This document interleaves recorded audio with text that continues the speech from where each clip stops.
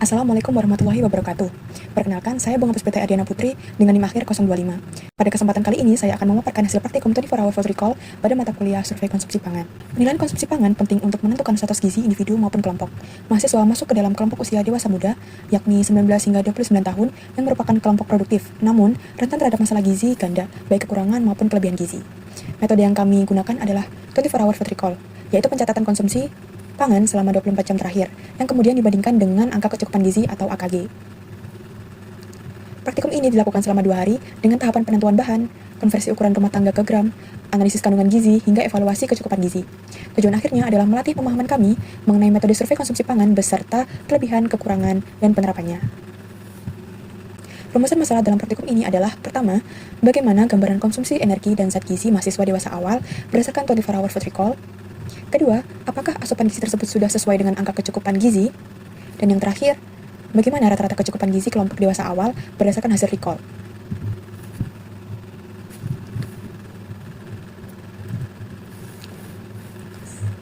Tujuan praktikum ini adalah untuk menerapkan metode 24 Hour Food Recall pada individu dewasa awal, menganalisis kandungan zat gizi, lalu membandingkannya dengan AKG usia 19-29 tahun, serta mengevaluasi rata-rata asupan gizi kelompok terhadap kebutuhan yang dianjurkan. Manfaat praktikum ini adalah memberikan pemahaman praktis tentang penilaian dan juga melatih keterampilan analisis data gizi individu maupun kelompok, serta menjadi dasar untuk perencanaan program dan edukasi gizi pada kelompok usia dewasa awal atau usia produktif. Berikut merupakan data pasangan dengan inisial AIM pada hari Senin dan Kamis dengan alamat di Sidoarjo, usia 21 tahun, dan jenis kelamin perempuan.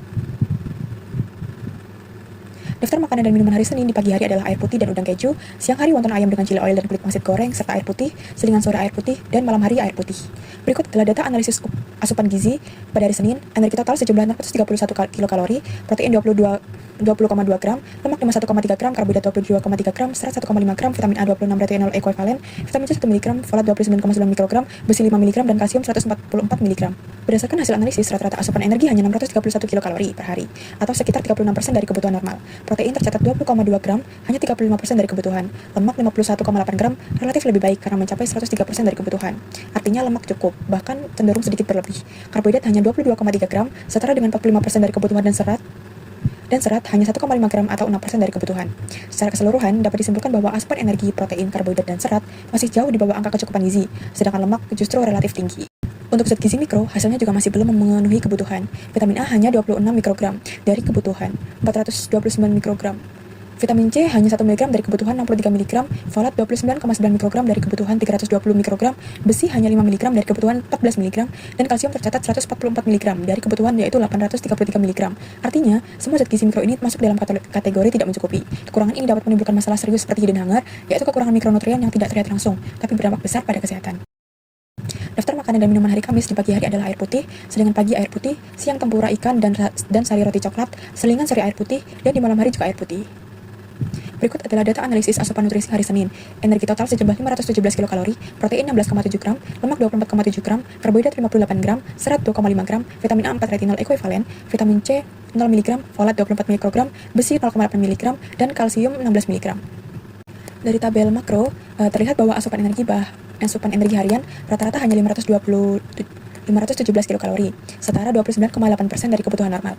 Protein tercatat 16,7 gram, sekitar 10% dari kebutuhan, lemak mencapai 24,7 gram atau 49,4% dari kebutuhan, karbohidrat sebesar 58 gram yaitu 22,9% dari kebutuhan, serat hanya 22,5 gram atau 10% dari kebutuhan. Artinya, asupan energi, protein, karbohidrat, dan serat jauh di bawah kebutuhan. Lemak sedikit lebih baik tapi masih kurang dari setengah kebutuhan harian. Jadi secara umum, asupan zat gizi makro pada hari Kamis masih belum mencukupi. Untuk mikronutrien, kondisinya juga serupa.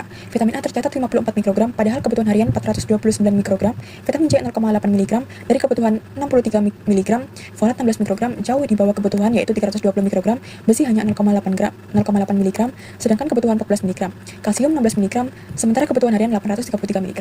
Dengan hasil ini, semua zat gizi mikro masih dalam kategori tidak mencukupi. Kekurangan mikronutrien yang kronis dapat menimbulkan dampak negatif jangka panjang. Misalnya masalah pertumbuhan, daya tubuh menurun, dan juga risiko anemia. Praktikum dilakukan pada 2 hari, yaitu hari Senin dan juga Kamis. Dari hasil pencatatan kedua hari, saya melakukan analisis kandungan gizi makro dan mikro. Secara singkat, rata-rata asupan energi sangat rendah, yaitu hanya sekitar 574 kilokalori per hari. Padahal kebutuhan normal dewasa awal mencapai 2.250 kalori untuk gender perempuan. Zat gizi makro juga rendah, yaitu protein 18 gram, lemak 38 gram, dan karbohidrat hanya 40 gram per hari. Asupan serat juga sangat rendah, yaitu hanya 2 gram dari kebutuhan minimal, yaitu 25-30 gram. Zat gizi mikro pun tidak mencapai AKG, sehingga berisiko menimbulkan hidden hunger atau kekurangan gizi tersembunyi. Kondisi ini dapat berdampak pada penurunan kognitif, meningkatnya risiko infeksi, menurunnya produktivitas, bahkan masalah serius pada kesehatan. Berikut merupakan data analisis zat gizi makro dan mikro dari data kelompok. Jika dianalisis pada tingkat kelompok, energi rata-rata baru mencapai 69% dari AKG.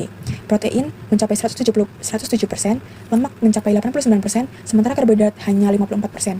Asupan serat pun masih jauh di bawah standar, hanya 25%. Untuk zat gizi mikro, vitamin A dan vitamin C sudah tercukupi, namun folat dan juga kalsium jauh di bawah AKG.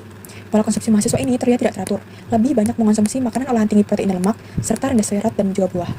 Kesimpulannya, hasil 24 Hour Food Recall menunjukkan bahwa rata-rata asupan energi, karbohidrat, lemak, serat, serta beberapa mikronutrien pada mahasiswa masih belum memenuhi AKG. Protein cenderung cukup atau bahkan berlebih, tetapi folat dan juga kalsium masih sangat rendah.